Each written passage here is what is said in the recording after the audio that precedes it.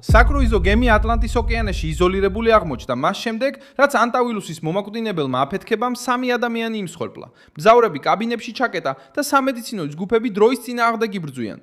ამ სამშაბათს, 2026 წლის 5 მაისს. საქმე უკვე მოიცავს ჯანმოს, კაბოვერდეს, ჰოლანდიას, ესპანეთს, სამხრეთ აფრიკას და გაერთიანებულ სამეფოს. რადგან MV Rondiosი პოლარული ექსპედიციის გემი, რომელიც არგენტინის უშუაიადან გავიდა, კაბოვერდეს სანაპიროსთან გაჩერდა, ნაპირზე გადასვლის ნებართვის გარეშე. რაც დაიწყო როგორც მოგზაურობა ანტარქტიდისა და სამხრეთ ატლანტიკის კუნძულების შორეულ ტერიტორიებზე, გადაიქცა სერიოზულ სანიტარულ კრიზისად. დაახლოებით 150 ადამიანი იყო ბორტზე და ჰაერში მძიმე კითხვა ტრიალებდა, როგორ მოხდა იშვიათი ვირუსი, რომელიც ჩვეულებრივ მღნელებთან არის დაკავშირებული ღია ზღვაში მყოფ გემზე. ეხლა ყველაფერს მოგიყვები, მაგრამ ჯერ ახზე გამოიწერე, რათა ინფორმირებული დარჩე. ინფორმაცია რეალურ დროში, საუკეთესო ჟურნალისტური ხარისხით, სანდოობის სტანდარტით, მილსონ ალვესი. ჯანმრთელობის მსოფლიო ორგანიზაციამ განაცხადა, რომ გაფრთხილება 2 მაისს მიიღეს, მას შემდეგ რაც გემზე მძიმე რესპირატორული დაავადების შემთხვევები გამოვლინდა. 4 მაისის მდგომარეობით დადასტურებული ან საეჭვო იყო 7 შემთხვევა. 2 ლაბორატორიულად დადასტურებული. 5 გამოძიების პროცესში 3 გარდაცვლილი, 1 პაციენტი კრიტიკულ მდგომარეობაში და 3 მსუბუქი სიმპტომებით. დაავადება გამოვლინდა 6-დან 28 აპრილამდე პერიოდში, იწყებოდა სიცხით, თავის ტკივილით, კუჭნაწლავის სიმპტომებით და დაღლილობით.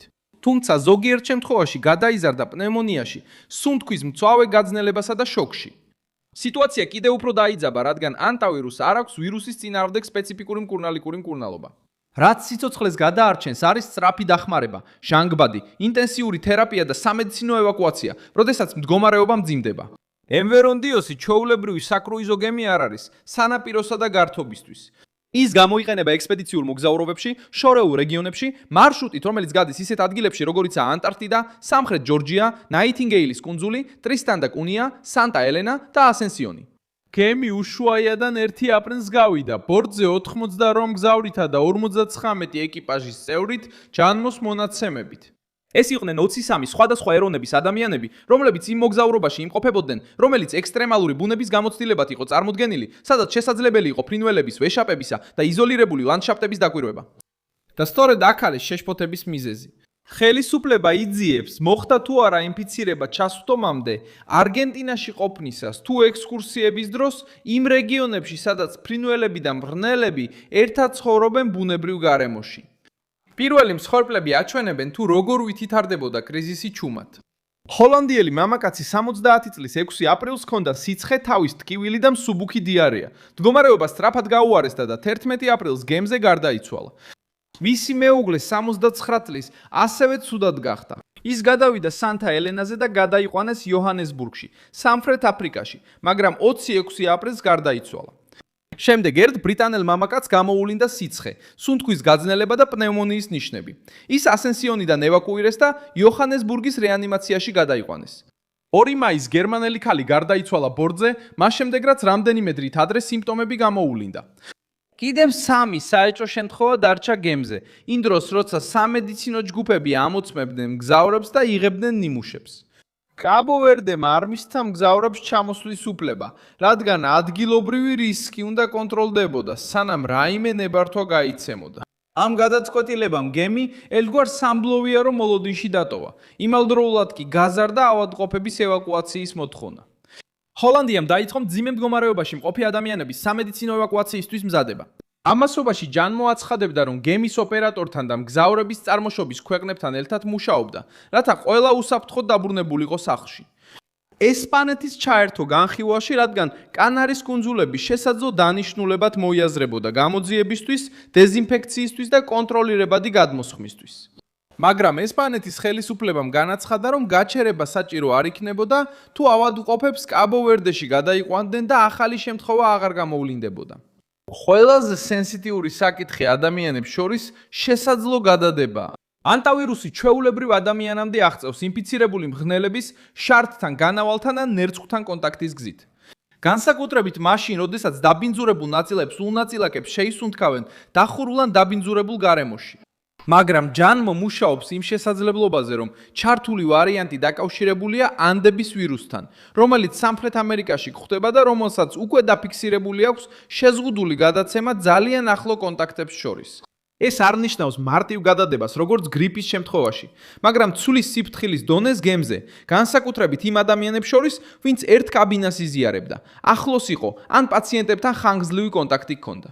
ჯანმო თავადაც ინარჩუნებს დაბალი რისკის შეფასებას ფართო საზოგადოებისთვის, მაგრამ გემის გარეთ დაბალი რისკი არ ამცირებს გადაუდებლობას მათთვის, ვინც გემზეა. და სწორედ აქ ხდება საქმე მხოლოდ ტურიზმის შესახებ სიახლიდან საზოგადოებრივი ჯანმრთელობის გაფრთხილებად. იზოლირებულ ხომალდზე. ყოველი გადაწყვეტილება უნდა დააბალანსოს ორი რამ: მოსახლეობის დაცვა ხმელეთზე და სწრაფად გამოყვანა იმ ადამიანების, ვისაც საავადმყოფო სჭირდება. თუ გემი უკონტროლოდ დადგება ნაპირზე, ქვეყანამ შეიძლება ახალი გავრცელების ჯაჭვი შექმნას. თუ პასუხი ძალიან იგვიანებს, ავადმყოფმა მგზავრებმა შეიძლება დახმარების მიღების შესაძლებლობა დაკარგონ. გამოძიება ჯერ კიდევ ცდილობს პასუხისგაცემას კითხვებზე: სად შევიდა ვირუსი, ვინ იყო ახლო კონტაქტში, ვისთან ერთად და დაინფიცირდნენ თუ არა პირველი შემთხვევები, მოგზაურობამდე ან შორეულ ადგილებში გაჩერებების დროს.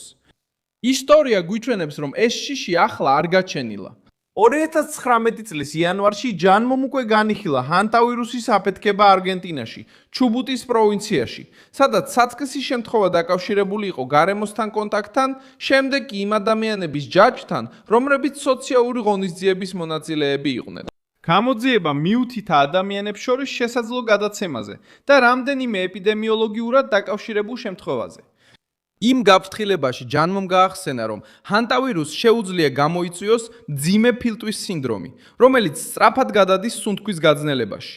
და რომ ვირუსს ადრე უკვე ჰქონდა ადამიანებს შორის შეზღუდული გადაცემის ისტორია. არგენტინაში ემვირონდიოსი შესაბამისად არსაიდან არ ჩნდება.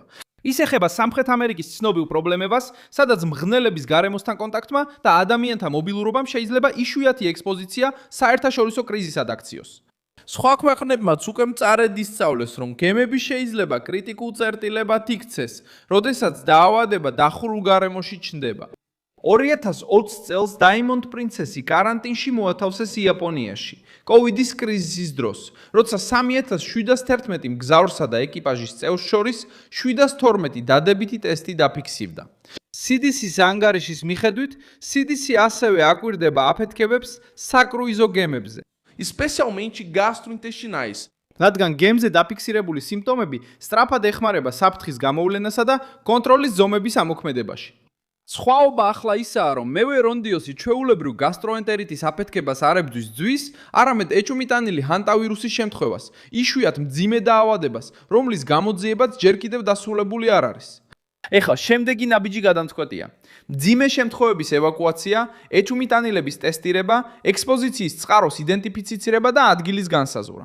დანარჩენ მგზავრებს უსაფრთხოდ შეეძლებათ გადმოსვლა. ოპერატორი Oceanwide Expeditions, ჯანმო და სხვადასხვა ქვეყნის ხელისუფლება ცდილობენ კოორდინაციას, რათა შიში ქაოსად არ გადაიქცეს და სიფრთხილე მიტოვებათ.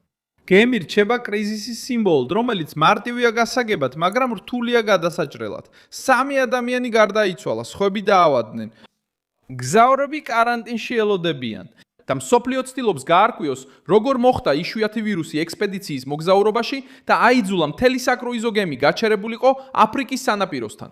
მე ვარ მილსონ ალვესი, საერთაშორისო ურთიერთობების სპეციალისტი და ჩემი მიზანია ყოველდღე მოგაწოდო სიმართლეზე დაფუძნებული სანდო ინფორმაცია. ახალი ამბების მულები ვიდეოს აღწერაშია. დალაიქე ეს ვიდეო, გამოიწერე არხი და ბოლოს გადახედე კომენტარებს, რომ კიდევ უფრო ჩაერთო ჩვენ საზოგადოებაში. მილსონ ალვესი,